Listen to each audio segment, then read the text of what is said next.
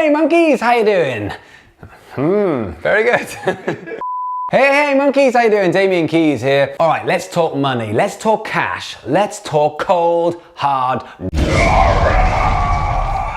Right, music streaming. You want to get your music out there and you want to make money for the work that you have made. But it doesn't make for good reading, and I'm sure you've heard all the stories about how much money that you actually get from streaming through platforms like Spotify or Deezer or YouTube. But let's put this into perspective. If you're using Spotify and you want to get paid minimum wage, you need to be hitting around about 3 million plays on Spotify per year. Now that works out at around about 8,000 plays every day for the entire year. Spotify pays out around just under 5/10 of a penny for every play that you're going to get. So you have to get considerable amount of plays on your singles, on your tracks, on your albums for you to be actually taking home just the minimum wage. Now if you look at YouTube, it's even less.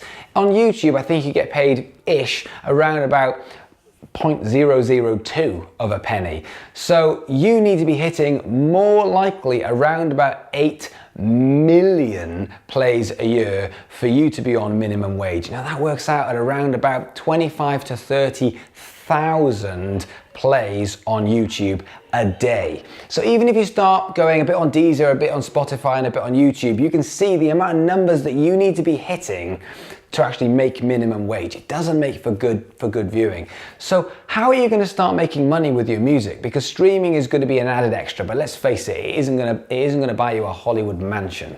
Now, syncing is a big part of music nowadays. It didn't used to be, but nowadays is a big part of it. And I read an article which was sent to me by a friend on Twitter yesterday about in the year 2000, Sting was one of the pioneers of this, where he linked up with Jaguar and he had a single off his album Brand New Day, and he had it on the Jaguar advert, and it kind of almost made it a little bit more allowable. Nowadays, record labels will try and sign you in for both the record label and the recording masters and also the publishing, which used to be a big no-no. Nowadays, they tend to push for that a lot more than they used to.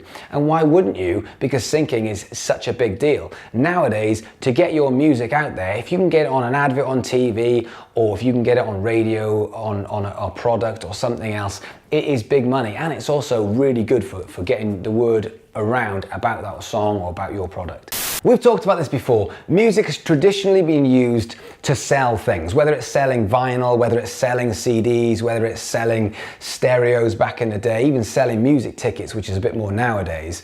Music has traditionally been used as the vehicle to sell other things. And nowadays, what's trying to happen is people are trying to sell the music itself, but technology has caught up and it's all been downloaded for free, and the music itself isn't as valuable. So we need to attach the music onto something else to make that thing valuable. And whether it's syncing and doing it by attaching onto a film and therefore the money comes from the film, or whether it's syncing it and getting it onto a product on TV and you're on the next John Lewis advert or whatever it is, we are using the music as a vehicle to sell something else and getting revenue for that. And it's a great way of making money, because let's face it, Spotify, YouTube, Deezer, all of these ways of actually streaming, there is not a lot of money that's going to be coming back. And if you're selling your music on iTunes, great.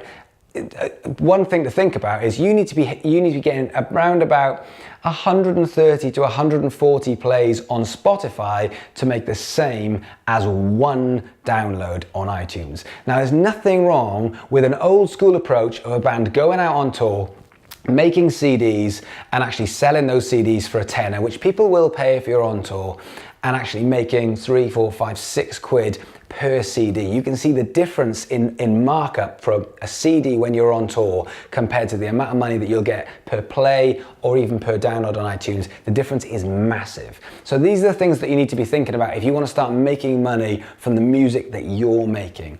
But please think that streaming, you're gonna have to make a lot of music, and probably you're gonna have to get a lot of plays to make it work. So something to think about, but it's interesting stats and interesting information. So have a think about it, and I'll see you guys tomorrow.